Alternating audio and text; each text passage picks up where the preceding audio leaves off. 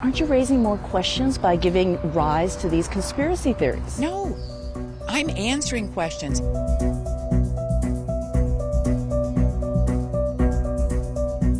Good morning, Senator Fan. You may not recognize Arizona Senate President Karen Fan, Let's get this thing done. but she's the elusive leader behind the notorious so-called audit happening in Maricopa County, Arizona. I don't know what's legit, what isn't legit, but why wouldn't we want to answer those questions? Do Because we you're just questioning democracy, No, I'm questioning the integrity of the election system. which is the backbone of democracy. That's right, which means we should have full 100% confidence in our democracy and in our election system. But you're talking about trying to disprove conspiracies. If I have to, yes. Why wouldn't we?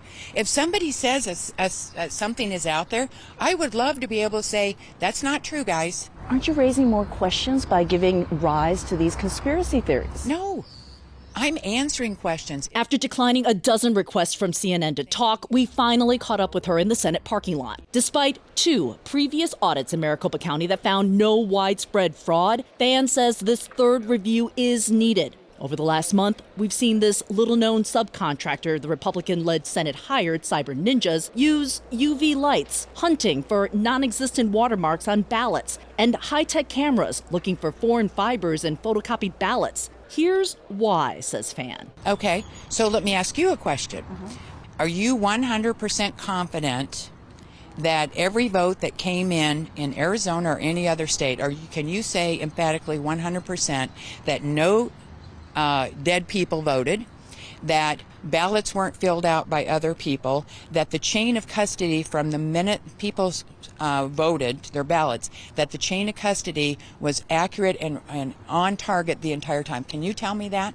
I can say that what the data shows us No, is no, that no, there was I'm no widespread fraud. I didn't say there was fraud. But you just said chain of custody. Yeah, chain of Dead custody. people. These Okay. things are all fraud. Well, I've asked you a question. Uh-huh. Can you honestly tell me, in all the states, that no ballots from people that are already deceased were not filled out and sent in? I can tell you that what the data has shown overwhelmingly is that this was the most secure election in American history. Okay, but you can't answer that question either, can you? I'm answering it. I'm telling you No, that. you're telling me what the data says. I asked. And you the were data asking me is what we should be driven by. What the facts are may be the disconnect. Fan defends the pro-Donald Trump media organization One America News Network, or OAN, as being the only outlet given extensive access to the review. First of all, when we talk about transparency, from day one, the entire process has been live streaming, so anybody On OAN, with cameras controlled by OAN. Are you saying that OAN is not a credible news source? Are you saying Yes. that? Okay, I'll remember that. CNN is saying that OAN is not a credible one. Yes. Okay, very good. OAN personalities have fundraised for the Arizona audit, and a pro-Trump nonprofit claims it has raised $1.7 million for the audit. Fan says when the audit nears its end, the public will learn who is exactly paying for this. For now, she says taxpayers are covering the first $150,000. Well, we are paying the $150,000. We are paying for some of the security, and we are paying for the cost of the Coliseum. Well, we're paying for our fair share. Anything over and above that is being covered by others. I do not know who they are, but I know from the get-go there was a lot of grassroots people. I have been told that there are people sending in $10, $50 checks, $100, because they want to see this audit done. Fan's decision to continue with this audit is backed by the Republican majority in Arizona's Senate. It looks like they're chasing conspiracies.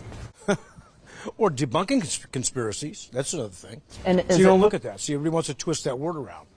How about debunking conspiracy? And how long do you believe that this process should go? As long as it takes. Do you believe this is helping democracy? Absolutely.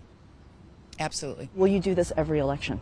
It will be a lesson in democracy that we answer people's questions, and I want the people, I don't care if you're in Arizona or any state across the nation, if we have those kind of doubts, we owe it to them to answer their questions. This will be the basis of a gold standard.